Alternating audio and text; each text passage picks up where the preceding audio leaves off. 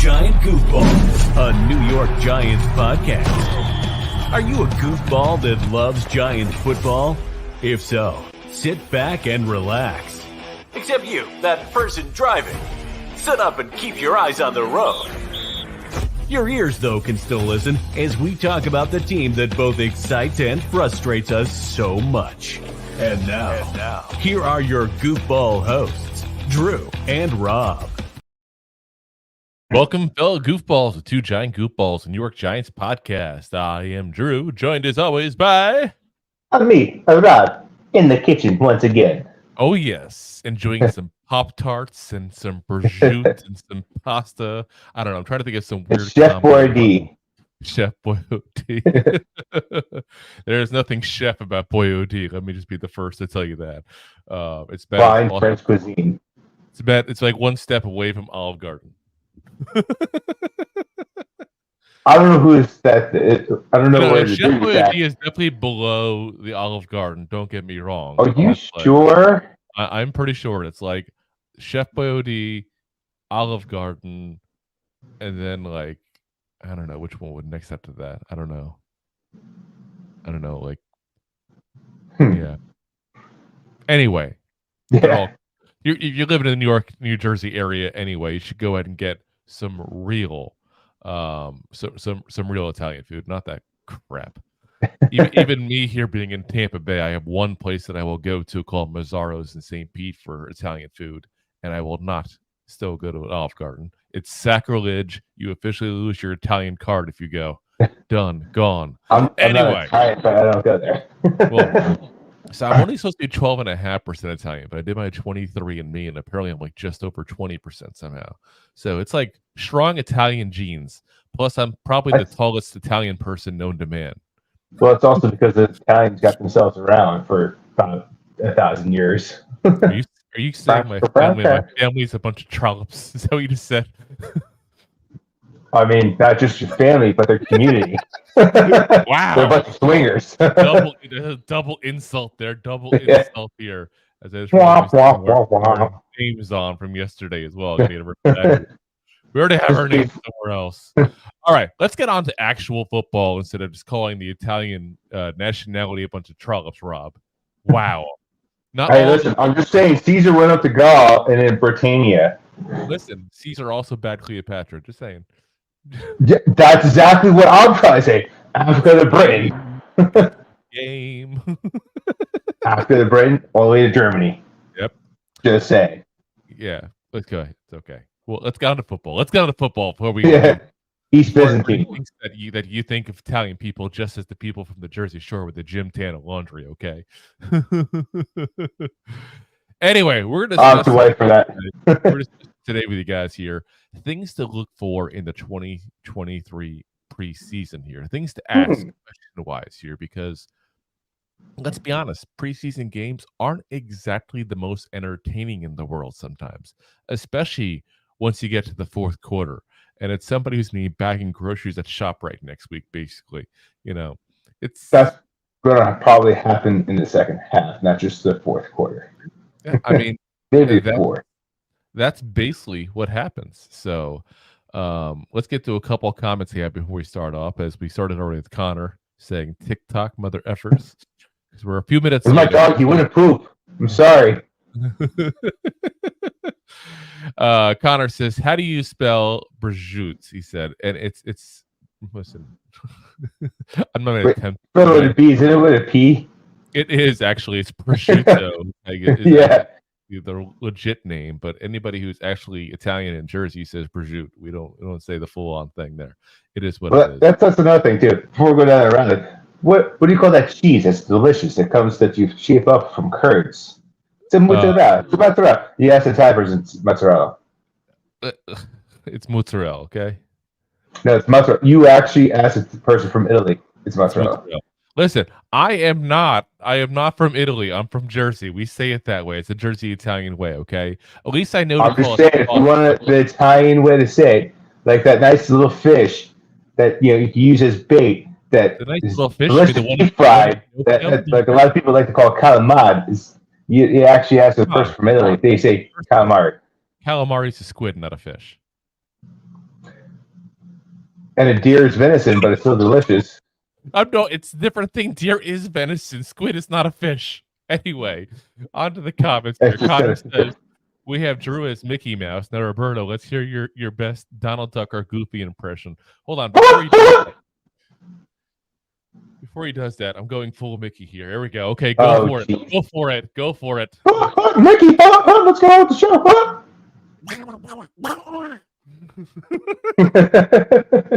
Help it, Disney build. No, I'm feeling a little under the weather. I actually went way more Mickey than anything. Yeah. Oh boy. Gosh. I can't do it. Mickey impersonation. I can't do it. We got Coach here on with us as well. Says, hey, Coach. Good to see you, man. Much appreciated you being on here. Raphael Capitan here says, "Oh, hello, Drew and Rob. Look, I just want to know that I love your show. I love your show, and I can't wait to collaborate soon. Even that I'm a Raiders fan. Giants is gonna have a great season. Yeah, we had to talk about that. So he was he's a Raiders fan that shows up on a lot of Giants things. So we're trying to convert him over to the Giants side. I would say the dark side, but when you're a Raider fan, I guess that is the dark side. That's the dark and the silver side. The blue and red side. The blue and red side, I guess. You know. I have to say, I love saying the Raiders. The Raiders. You got to say it like that. And then he also says, Coach Ed, much love and respect.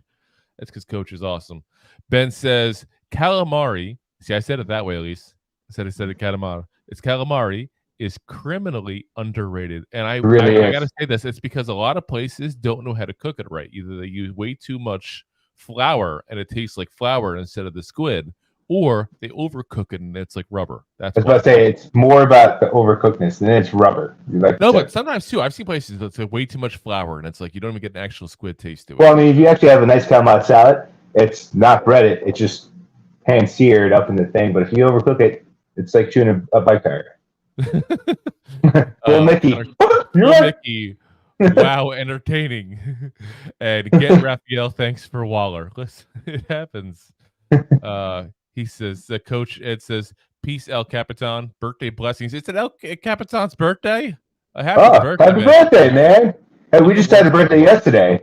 No, we did not. We had an anniversary, a podiversary that Rob did not know. Rob did not even know it was our podiversary, guys. Who made it. I gotta have to, right? Come on. The anniversary is just a birthday, just with a different name. Now, the big question is, Rob, do you know what birthday is? An anniversary with a different name. Do you know what today is? The 10th. What is today? Thursday. The day I got stuck in Philly for 7 hours. Today is the 167th episode of Two Giant Goofballs, but it's also the very first one of our second year of doing the Two Giant Goofballs podcast. That's 166 episodes we did in 1 year, by the way, folks. You can do the math that pretty quickly and realize that's almost half the days. That's kind of crazy, which just shows that Rob and I have no life whatsoever. Yeah, pretty much. We started off 1 week, and then went 2 weeks, and now we're at 3 weeks. Oh, and we already talked about potentially 4 when the season starts. So we're a little crazy. We're a little crazy. It's okay. Let's see. Connor says, just make me great lasagna. Everything else, I don't care. And make me some Zeppelis. Listen, Zeppelis are the business. And lasagna, too. Now, what's really good is Brazilian lasagna, which sounds weird because you don't think of Brazilian people and Italian food necessarily. But a lot of people after World War II went there from Italy, and they have their own version of Italian food. They put a layer of ham on top and then a whole other layer of cheese. It's spectacular. Well, let's not get into details why they fled over to Brazil, but anyway. Listen, we give in-depth knowledge here in the show. He says, Capitans also says, thank you, Coach Ed. I'll see you tomorrow on your show. And says, Connor, I have a piece of chicken lasagna. Ooh, chicken lasagna. Ooh. I've never had chicken. Is it ground chicken or are you using like strip of chicken? I feel like chicken lasagna tonight. Like chicken lasagna tonight. It's got to be ground chicken. It's got to be ground. You cook it right in that sauce. Anyway, we're getting more sidetracked than usual. Let's get on to the things with the. I was about to say, pop out really because we're about to start a cooking show instead of a Giants podcast. We're like 15 minutes into the show and haven't even mentioned one thing about the preseason. Listen, I think by now, we said we're going to talk about it. The people that watch the show on a regular basis are used to it. We have the name Two Giant Goofballs. It's right in the name. If you're expecting serious, no-nonsense show, this is not the show for you. I'm sorry. It is not. I mean, we'll give you some serious information just with a lot of nonsense. All righty. First thing up on what to look for during the preseason. It's an obvious one. Who is the people we've never seen play in the NFL before? The rookies. We want to see how they look. Form overall. Want to see how do they look? How much playing time do they get? What group do they play with as well? I mean, there's going to be a few people, obviously, within the first stringers that are rookies that we're going to see. Obviously, John Michael Schmitz is going to be probably the starting center, barring some kind of surprise. Jalen Hyatt may pop out as an extra wide receiver and some passing downs. I think it's he might get a few starts. Yeah. Trey Hawkins is also going to be obviously a guy that we might see with the first team as well. We've seen what they've been doing with some of the movements around. So, we got a couple of rookies who might see him with the first team. But beyond that, it's also the depth pieces. Look at a guy like Javarius Owens, who we drafted in the 7th round, that looked really good in the initial practices. But you didn't really hear much about him in the full-on training camp. I want to see which one's the real him. Will the real Owens please stand up? Please stand up. Is it the guy who looked amazing in the practices in the beginning of the offseason, or is it the guy you didn't hear a word from during the training camp? I want to see what becomes of him here. Eric Gray, can he push Gary Brightwell off the roster? Because that's a possibility. That's a legit possibility. It is a strong possibility. I don't know if you heard, but he in the depth chart that Dave Lauder released. Quotations. Want to make that strong quotations out there. He's our kick returner. Yeah, and that's that the two of them both can do that. And that's going to be the thing, is that I think the two of them are very similar, and you might see him take his spot. We'll see. As Deb also says, I wish we had a better number 3 quarterback. We get to see Tommy DeVito, which will probably be his only NFL. Danny DeVito's nephew. Yeah, I don't think I'm with Deb 100%. I don't think he's an answer as another QB. I think we'll probably get somebody off the cut wire later on, or try to sneak somebody onto the practice squad we think has some potential. But yeah, he's not the answer. But I mean, also at the same token, let's hope we don't have to worry about that number 3 quarterback. Listen, because if we do, talked about this multiple times. What is how many years has Daniel Jones been in this league now? We're talking. This is going into year 5. How many times has he been healthy for the season? Once. Who is his backup? Tyrod Taylor. What is Tyrod Taylor known for? Being a borderline starting backup quarterback who's I know I was about to say I don't want a repeat of last year where you had Barkley in the backfield taking snaps. That's what I'm saying. So, and this year, I know they made some changes where you can have an emergency quarterback because of what happened in the NFC Championship game too, as well. So we'll have to see what happens. But I do think they will pick up a third guy down the road, and I don't think it's going to be DeVito. All right. Next up, question-wise, where does Ben Bredeson play? Ben Bredeson is like the Waldo of the offensive line. You have no clue where he's going to be. He could be at center. He could be at left guard. He could be at right guard. You just don't know. He's somewhere in the middle. That's all we know. And he's probably the best interior offensive lineman we've had during the practices and training camps here. But we don't know where he's going to play yet.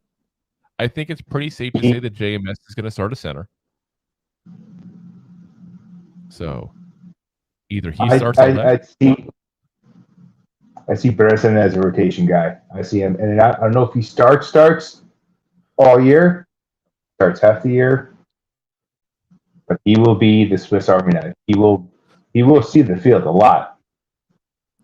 I think he starts at left guard. I think he starts at left guard. I think Glowinski starts at right guard, but I would not be shocked at all before the year is over if Josh Azudu takes over left guard and he moves over to the right side of the line.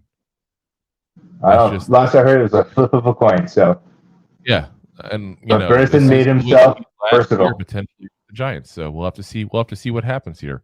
And that brings us to the next question we had. We kind of already went into it a little bit here. This is what happens when we start jumping ahead without reading the questions.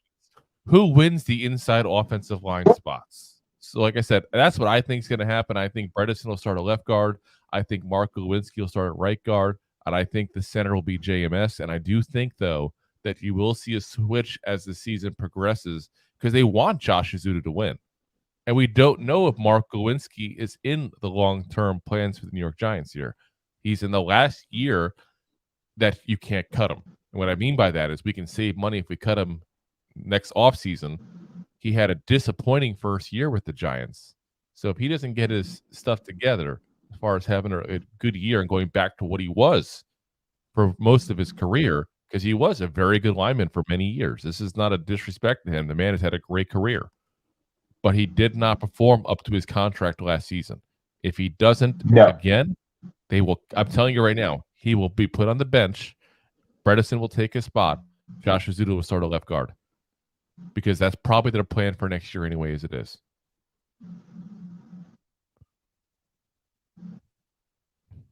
I mean, it's a flip of a coin if it's going to be Azuda or if it's going to be Bredeson. I don't know, but also I feel like Bredeson's been taking a lot of snaps at center. If you looked over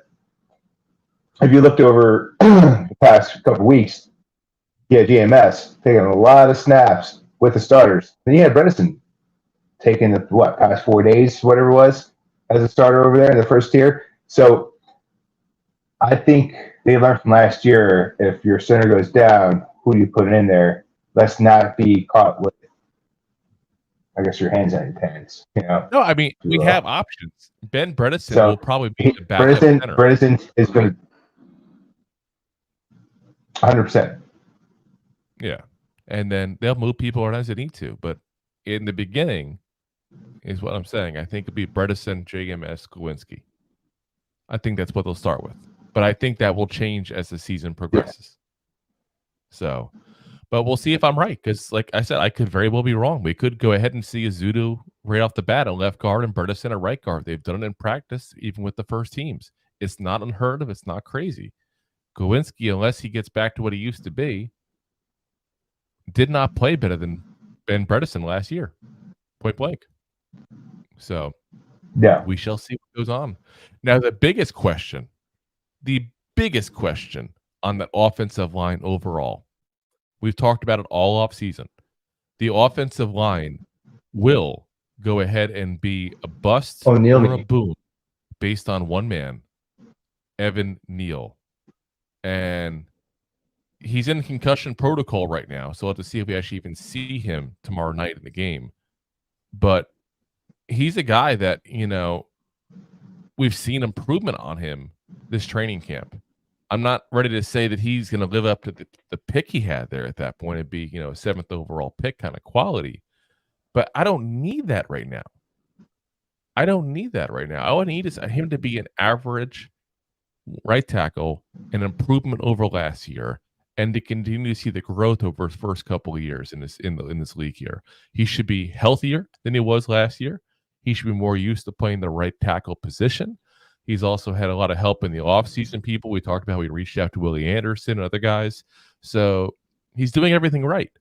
But we got to see, what does he look like now in actual competition versus other players that aren't on his team.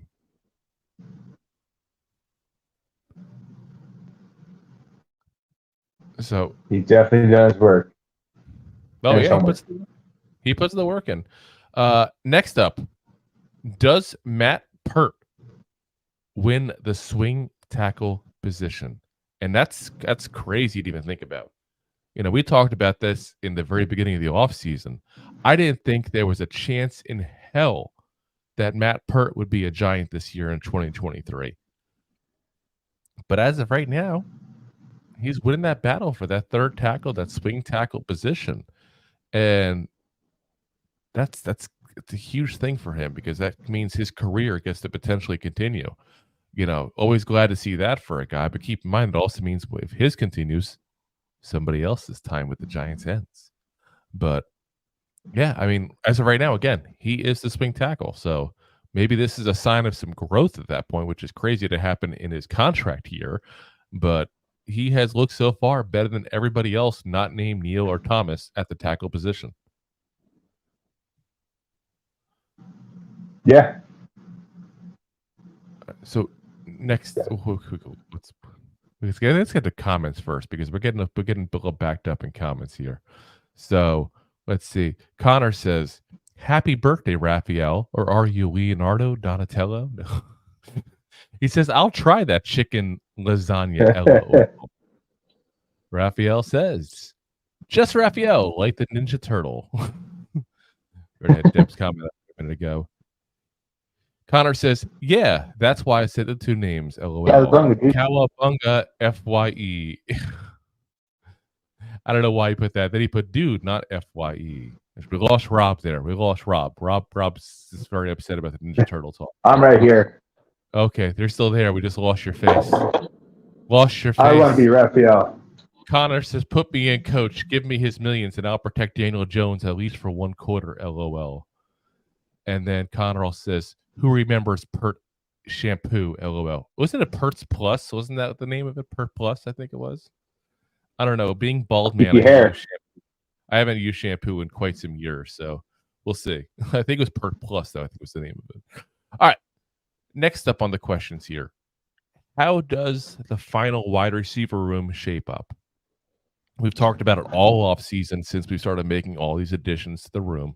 There are so many receivers, it's not even funny. We're going to have some names that are not necessarily household names, but legit names within the NFL that very well will not make the roster. You know, we had the latecomer now, obviously, in Cole Beasley. We had, you know, the veteran, longtime Giant and Sterling Shepard, who's not a lock to make this roster. Got a veteran like Jamison Crowder that we don't know if he's going to make the roster. There's some names out there that you're going to be like, oh my God, I remember this guy. Like, this isn't like some scrub that, you know, I'm going to throw a random name out, like Khalil Pimpleton. Like, most Giant fans, the average Giant fan, even I feel like doesn't even necessarily know who that guy is because he couldn't get on the field last year with all our issues we had at wide receiver. But these are legit names that like very well could not make this team here. There's only so many spots, and it'll be a very close battle. I have a feeling for those final spots there and see who makes it and who doesn't make it. So that's going to be interesting to watch. I think very much in this preseason game. You know, who gets targeted, who gets catches, how people look. You know, that's one of those things that, as a Giant fan, it's nice. We haven't had a wide receiver group to actually take a good look at in a long time. Yeah, it's 20% of our starters will probably not be starting towards the end of the year, and that's probably not because of injury. Well, that's always with the Giants. Alrighty. So next up, the thing to look at is how does Daniel Jones continue to progress? You know, he had his one bad practice, the first practice with the Detroit Lions. And there was a lot of guys out there ready to write him off. Like, oh, see, I was right. He's crap. I've been saying it all along. This is horrendous. This guy's horrible. And, you know, he's progressed for the most part. It looked much better this training camp, especially compared to last one where they were purposely messing with him. But, yeah, but it's like, I think that this is going to be one of those things that I don't want to read too much into training camp. I'm sorry, in the preseason, because he's only going to have 1-2 series a game pretty much. But if he can build momentum for those 1 or 2 seasons, that allows him to go into the regular season with a ton of confidence and allows us as Giant fans to also go into the season with a ton of confidence because we know positive things have happened so far this year with him. Yeah, I mean, boy's also been hitting the weight room. He's definitely not scrawny Dan anymore. He beefed up a little bit. Capital this DJ. Offseason. Yeah, capital DJ. No longer those. It's not DJ Tanner. Yeah, so I mean, let's not harp over one bad practice. He's looked good. Yep. And if you guys listened last night, we already talked about it. The Lions hit heavy. We just kind of went through the motions in our practice, and I think it was a little bit of a shell shock for us. And then what happened yesterday? Giants looked better in practice. It could be just media just saying, oh, this, that. But at the end of the day, like, don't take one bad practice as this guy's career. We're talking about practice. Practice here.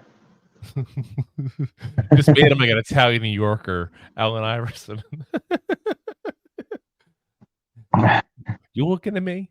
Are you looking at me? You must be looking at me. But yeah, it's like I said, I like where this is going with Daniel Jones. And I have been not a hater of Daniel Jones, but I've been very level with Daniel Jones, I feel like, throughout much of his career. You have not been a fan. No, like I said, not a fan. I've just been kind of riding the fence of I need to see more from him still. You know what I mean? Like, I'm not sold on him. I'm not anti him. I think this is the year. I really do. I think this is the year that we're going to see the legit Daniel Jones because he's got the weapons that he's never had. Even and their name, like, let's be real, they're not even the best of weapons in the receiving room. Like, we got some good weapons, but he doesn't have the number one receiver like some other quarterbacks coming out had. Granted, he's got a fantastic tight end that'll be our number one receiving yardage receiver. Breaking records this year, hopefully. Yeah. But yeah, I mean, it's not just that. He's also got potentially the best offensive line he's had now. I mean, you got Andrew Thomas. You expect him to be Andrew Thomas now at this point, being a top tackle in this league. Evan Neal, let's say he grows to be an average guy. Okay. JMS is going to have his struggles, but he's still an upgrade at the center position. Let's say Glowinski comes back a little bit and is a little better than he was last year. You know, closer to what he was for much of his career. And Ben Bredeson is literally the best interior offensive lineman on this team. This has the potential to be a really good offense. And it all hinges on, Evan Neal being what I think he can be and Daniel Jones doing the best with the best he's ever had. Yeah, and let's not forget, now, like, last year, Bellinger was a strong security blanket for him, right? Yep. He was also great at helping Neal out with that extra blocking. Now you got Bellinger and Waller to add on to the additions we have in the wide receiving room. Oh, yeah. We're going to have that 12 offense. I'm telling you right now, you're going to see one running back, 2 tight ends nonstop. And that Bellinger will not be a backup, quote unquote. He's going to be the second tight end. Yeah. You're going to see a lot of. It's what's going to happen. You're going to see a lot of 21. Jump Street. I could binge that show. I could binge that show. Are we talking about movies of the Johnny Depp show? Yes. Amber Heard's not pooping the bed in that show. Yeah. Have you seen Jonah Hill lately? Dude is skinny. Yeah. Well, he's got his own issues going on that we won't get into. Yeah. That's a whole nother podcast. A whole other podcast that we won't get into. We won't be that serious. But yeah, like I said, I think this is the year for Daniel Jones. And I think, I don't know, I have a really strong positive vibe with Daniel Jones right now. And it feels weird because I haven't had that kind of vibe, probably since Eli Manning's heyday. Like, I really think this is going to be the year that people are going to take notice and going to have to show some respect for Daniel Jones. I think he's got the confidence. He's got the weapons. He's got the comfort in the system. And he's got the right coaching staff to lead him down to success. It feels really weird to be optimistic as a Giant fan. It feels really freaking weird. I'm telling you, like, woo. Need a shower. I just don't get it. All right, let's talk about the defensive side of the field in just a second. Let's get back to the comments before we do that. Ooh, you see what I did there? Connor clarifies that there's PERT and PERT plus, by the way. See, again, I haven't needed shampoo in forever, Connor. I don't know. Coach Ed says, hit the like button, and I'm one to agree with Coach. Yes, please. Ding, ding. Hit the like, hit the bell if you're on YouTube, hit the subscribe, hit the like on Facebook there. Appreciate it, Coach. All those thumbs ups. All the fun stuff. King Chris TV, what's up, man? Says, ready to see Trey Hawkins. Yeah, I think we're all excited. Oh, we will. He says, I agree. He's got to prove something for sure. I think he will. And he also says, Evan Neal is the big X factor for this offense. We've said that all offseason long. This offensive line is going to live or die with Evan Neal, basically. And I really think he's going to he's got to be an average. That's all I need from him. Be an average tackle at that point, and we'll be good. We'll be good to go. Listen, your chain is only as strong as its weakest link. So let's go. Unless your weakest link is surrounded by more weakest links and they become one strong link. I don't think that's how that works, but No, sure. that's how you could design it That's that way. positivity. John Anderson, what's up, man? Says New York Giants football tomorrow. Get some. Let's go. Oh yeah. John says maybe get Wentz. LOL. No, we don't want Carson Wentz. We don't want Carson. Honestly, Carson Wentz, I'm kind of shocked he still doesn't have a job, but he could be a decent backup for somebody still at this point. But we already have Tyrod Taylor. They're not going to make him a third-string quarterback. Like, I don't think he'd even want that job. He'd hold off for an injury, trying to get the right position, which would be right. And then he says, Deb. Yeah. King says, yeah, I see a lot of 2 tight end sets against Dallas. I got Bellinger having a big game. I listen, I think that's the way to attack Dallas because they have 2 good corners. But you want to stop Micah Parsons from having a big game, make him cover a tight end. If you can't rush the quarterback if he's got to cover somebody. So, all right. On to the defensive side here. So, first thing to look for is how dominant will our D-line be? As much as I'm confident in Daniel Jones having a very good year, our D-line is probably the most confident I am in any group we have in this entire team. Not only Sexy Dexy, who I think we all have confidence that he's going to go ahead and duplicate what he did last year. Leonard Williams, who I think is going to be better than last year, because last year was the first year he ever had to deal with injuries. That's not normal for him. Big Cat's also in a contract year. What happened last time he had a contract year? He got 10.5 sacks, guys. I was supposed to say, balled it. Yep. So, yeah, those 2 alone. Then you add in Robinson and Nacho and all those things. You know, listen, our D-line is going to be the strength of our defense. 100% the strength of our defense. And I cannot wait to see how good they are against the run, because that was the one thing that people knocked on. Though I still think, and I'll still stand by this, I think our lack of linebacker quality was the issue against the run, because I saw the linebackers making wrong cuts and having all kinds of issues left and right. So I do think that's what needs to improve, and Bobby Okereke obviously improves that. But this D-line is, I'm telling you, it's stacked. It's stacked. It's going to be fun to watch, that's for sure. Oh, yeah. Oh, yeah. You are excited by Giants D. I am. Oh, Giant D.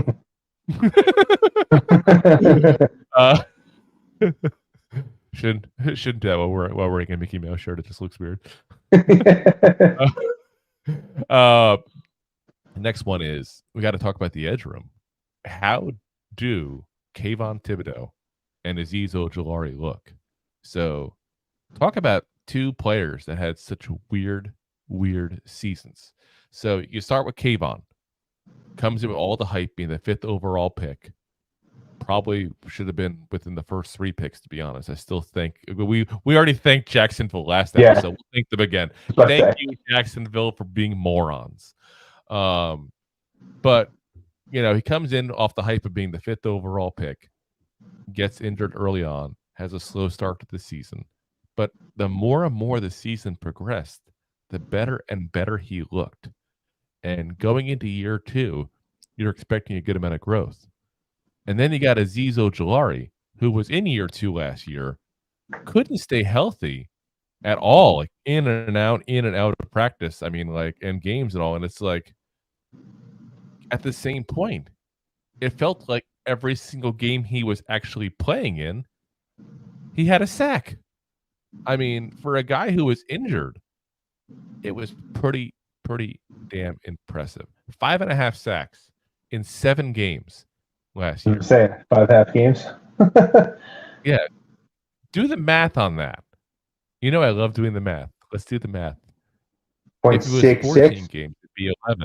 He was on pace for like a 13 sack season if he was healthy the whole year at that rate. That's pretty goddamn impressive.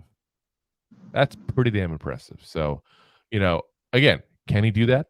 Probably not. That's not a normal thing to get 13 sacks. I know we'll have a resident Eagle fan talking trash in a minute if he hears me say this, because he did on the short we had already about this.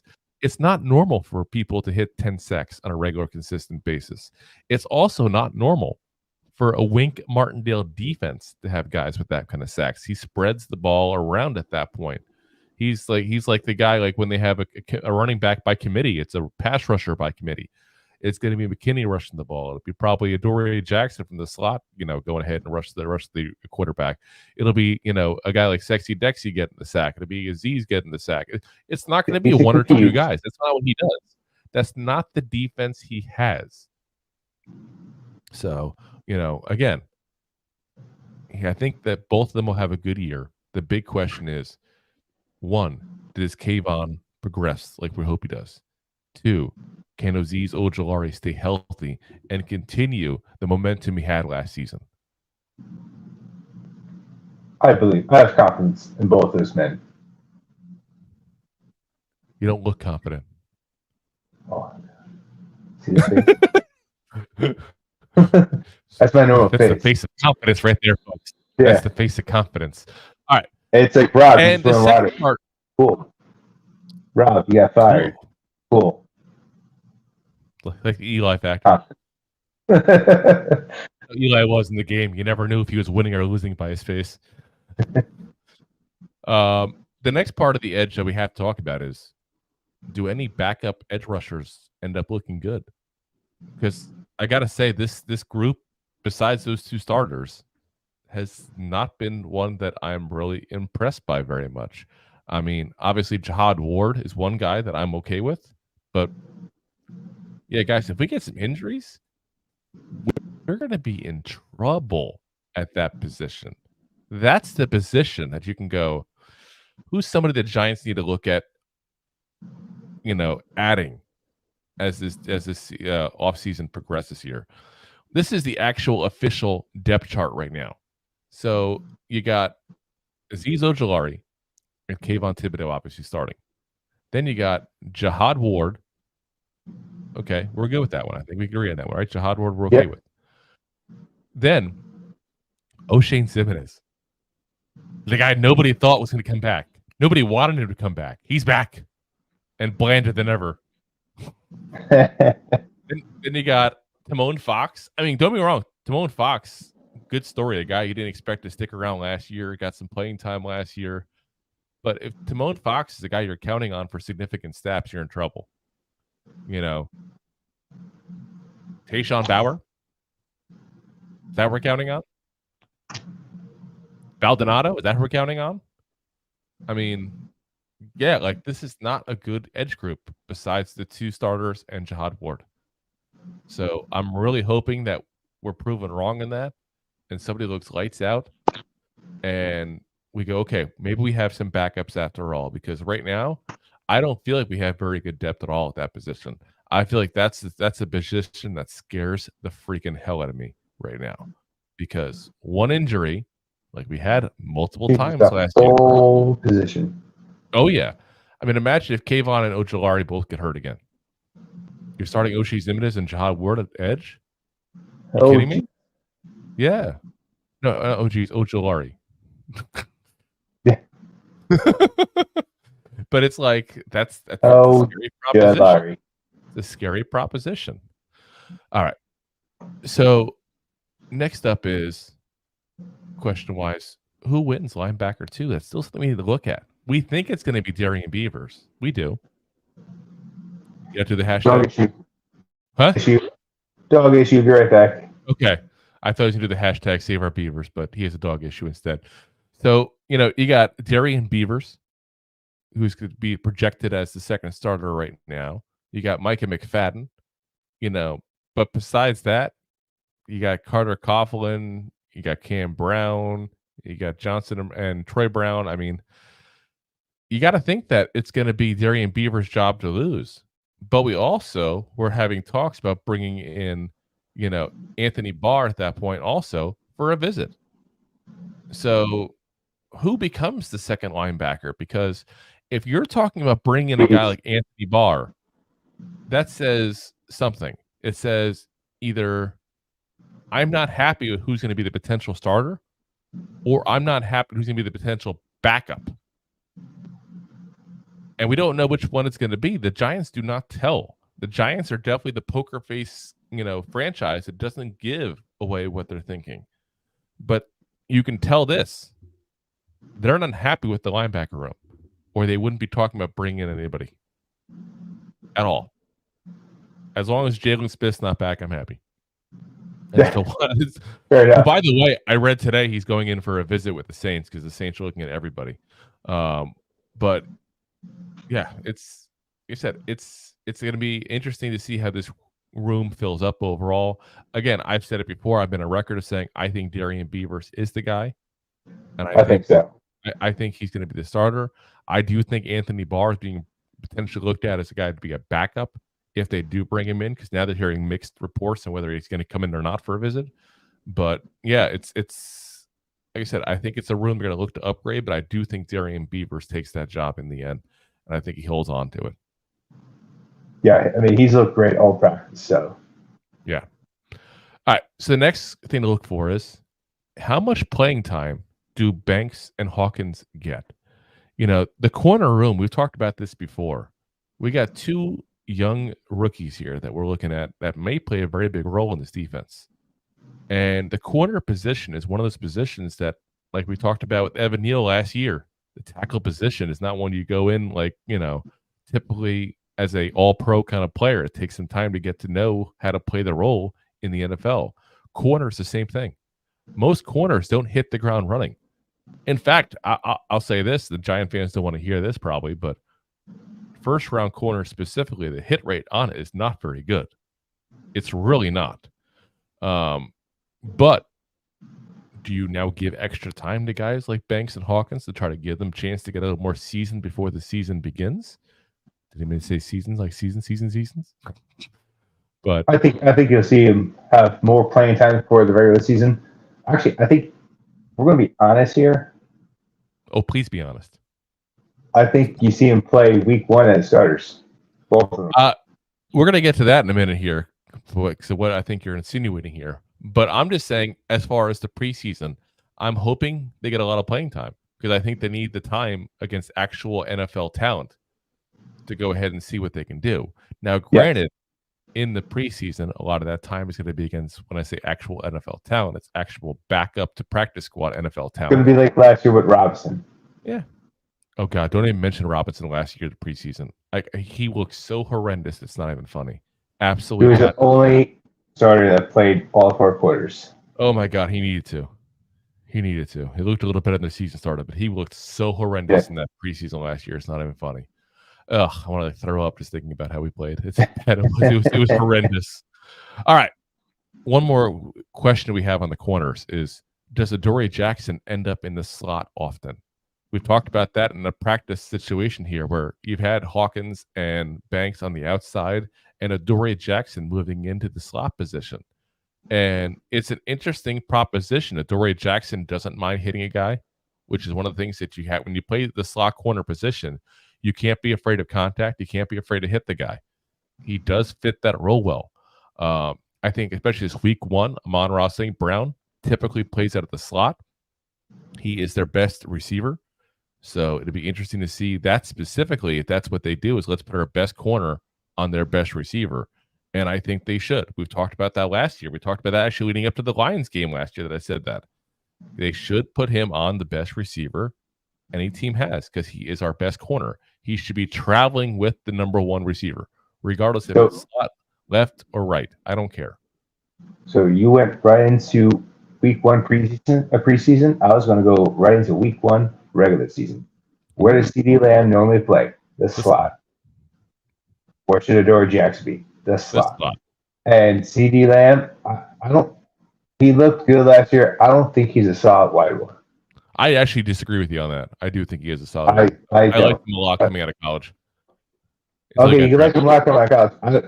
It's like I Does he drafted. have potential? Maybe.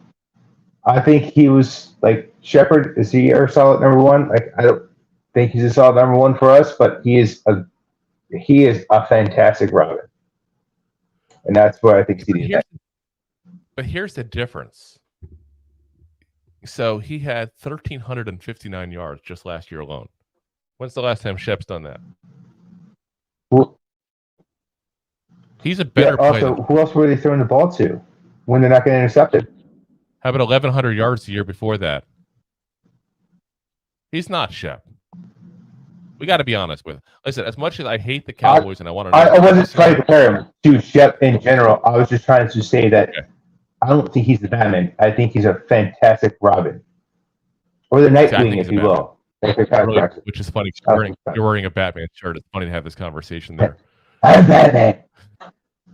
I'm Batman. But no, CD Lamb is a legit number one. There's not a doubt in my mind on that.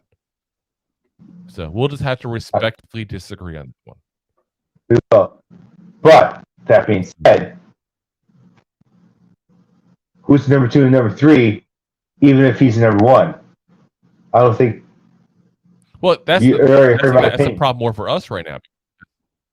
You want to talk about the Cowboys? Number 2 is obviously Cooks. Number 3 is going to be Gallup. So yeah, so you put, your Hawkins. You put your rookies out there. Like Cooks is definitely, he's older, but he proven himself, and it's past terrible quarterbacks. Well, Cooks will be difficult for a rookie because of the kind of time frame he's been in this league here. But we're going too forward. We're going into the regular season now. Yeah. We have to. We're talking preseason here. We got to go back into the preseason role. Preseason.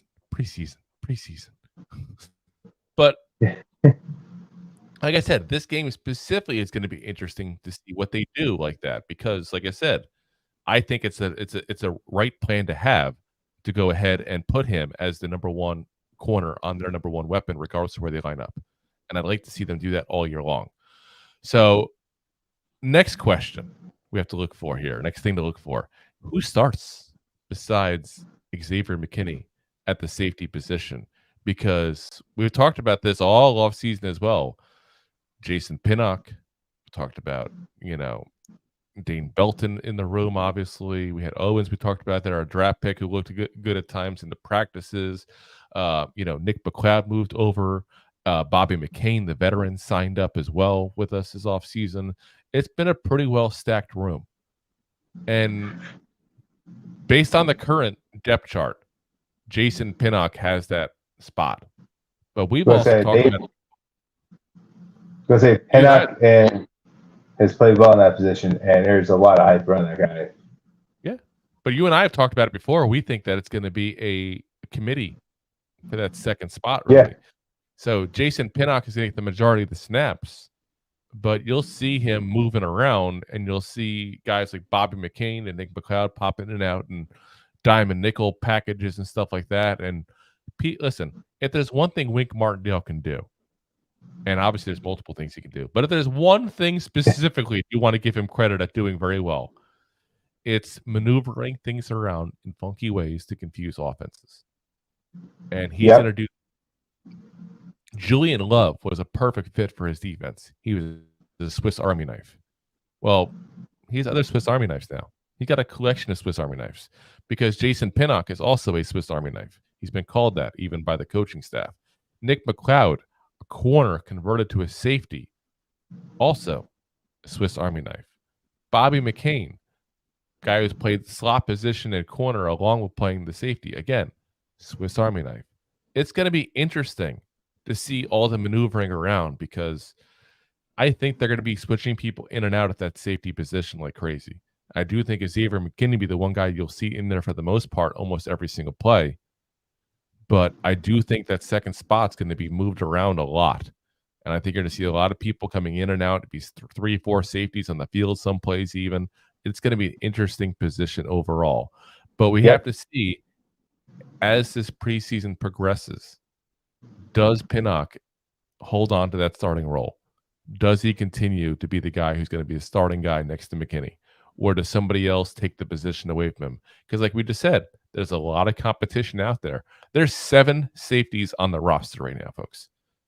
7 people are not making that position at all. In fact, you think 4 or 5, basically. That's usually what it is. So, Alex Cook, you expect to be gone. Owens, you expect them probably to try to sneak him onto the practice squad. Still, he's 5. Who are you cutting? Dane Belton? McCain? McLeod? I said it's a position to watch, guys. It's a position to watch throughout all parts of the preseason games here. There's going to be one. It's loud. Here we are. All righty. On to our favorite part of the team. I'm going to watch that tonight. It's a good movie. You should watch it every night. Just don't watch the sequel. So the big questions here now are on special teams. That's the big questions we got left. The first one is, who returns kicks? Because we know one thing. As of right now, it's Gray. Well, Gray is listed as the number one punt returner. Gary Brightwell is listed as the number one kickoff returner. And, you know, if you go down the list, here's what they have. I'll give you guys the actual depth chart of what the Giants have released this week. Punt returner, Eric Gray, Khalil Pimpleton, Jaden Minkins, Darnay Holmes, Darius Slayton. Kickoff returner, Gary Brightwell, Eric Gray, Khalil Pimpleton, Jaden Minkins. Now, I think it's safe to say that Minkins and Pimpleton will not make this team. I think it's also safe to say that Darnay Holmes will probably, even though he's actually listed as the number one slot corner right now, I still don't think he's going to make this team. Just because of the money aspect and the lack of good play. Two very good reasons not to keep a player. So that would leave you basically with Brightwell, Gray as kickoff returners, Gray and Slayton as your punt returners. But does that stay that way? Does that change? We talked about it before. Hyatt, if he doesn't play a big role in offense, would be a great punt returner. I still think that. There's a lot of guys on there that can definitely do it. So we'll have to see how that progresses, because Brightwell and Gray specifically, we talked about that a minute ago as far as those two battling it out. One of those might not make the team. And you got to think it's going to be Brightwell if one of those two gets cut. Brightwell has to show something as a special teamer to stay on this team for the season, because they don't want to cut the guy that just drafted. They're not going to cut Matt Breida. They're obviously not cutting Saquon. I think it's a very safe call to say that Saquon is not getting cut. Are you sure? I'm pretty sure about this. Maybe a goofball, but I'm not that goofball. So in the end, you're going to see a special team battle, which is weird to say, a special team battle. You don't really think of special teams as a spot people battle it out at, but that's what you're going to see in this case here. So we'll have to see who ends up the winner. The other part of the special teams to look at is who becomes a special team standout.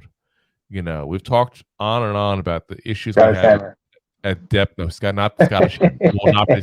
Screw the Scottish Hammer. I dislike that guy so much. I don't know why. I never hated a punter so much in my life, but I do. No. That's why you loathe that guy.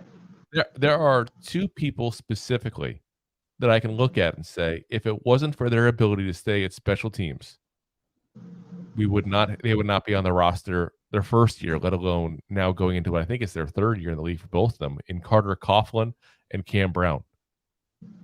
The question comes into be is guys that are younger, like a Javarius Owens, a Troy Brown, a Deontay Johnson, even a guy like a Tamon Fox. Can these guys become standouts in special teams to the point where the Giants are like, you know what? We got to keep these guys because they're great for coverage teams, or they're great for, kickoffs and stuff like that. I mean, this is things we have to look at. People overlook the special teams way too often. It's an important part of the game still, especially the punt. And I'm not just saying that because I hate the Scottish Hammer, but let's be honest here and say that kickoffs have become like a thing of the past. It's basically the ceremony of kicking into the end zone. Pretty much. It's almost like, hey, let's just start them out at the 25 at this point. Yes. But having a great coverage team for your punter or having a great punt return team can make a huge difference in how your offense or defense plays. Oh, yes. Huge. And like I said, it's something to look at because you want to make a team as a young guy who's still learning a position or still learning how to play from a smaller school to the NFL. That's how you do it. You show up on special teams and you tell them point blank, you want to cut me? This is what you're missing. Pretty much. That's what's going to happen. So, like I said, I fully expect to have a couple of guys do that, and I'm wondering if this is the last year we see guys like Carter Coughlin and Cam Brown, especially Carter Coughlin, because Cam Brown is probably the best special team player we have that doesn't actually kick the ball or return it. He's been the best guy in those kind of stuff. So I do expect him to stay on. But someone's going to take Carter Coughlin's spot this year, I think. I really do. And we're going to have to keep an eye out and see these plays and see who actually does it in the end, who shows the capability. A he? Is that what the fox says? The secret of the fox. It's somewhere deep in the woods. I know he's hiding. It's a good karaoke song, by the way.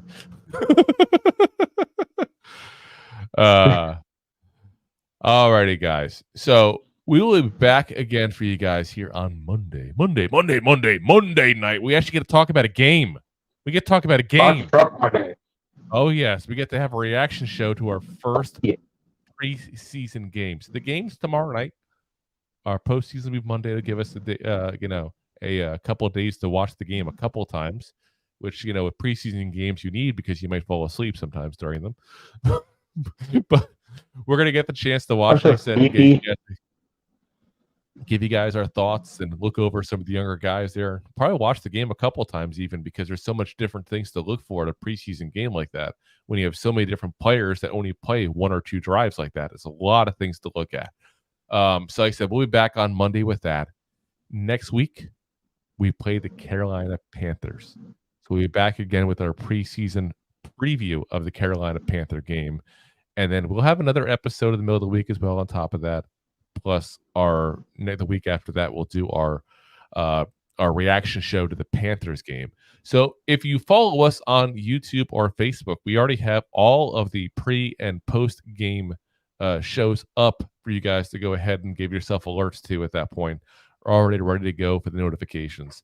So like I said, if you guys want to go over to those pages there, hit the alerts there so you get known when we're coming up there. Let's get through a couple comments here before we get going, though. We do have a few more here. Let's see. Ooh, we got a few more. We actually got more than a few. Looks like. Here we go. Let's see here. King Chris TV says, I feel like we need to bring in another linebacker, corner, and edge, honestly. You're not wrong with that, Chris. It's just scary because you're basically saying, I think our defense is thin at almost every position. You're not wrong. But that's basically what you just said. That's kind of scary for a team that's been known for having issues overall with staying healthy. John says, had to switch from Facebook, can't search, etc. Went on it.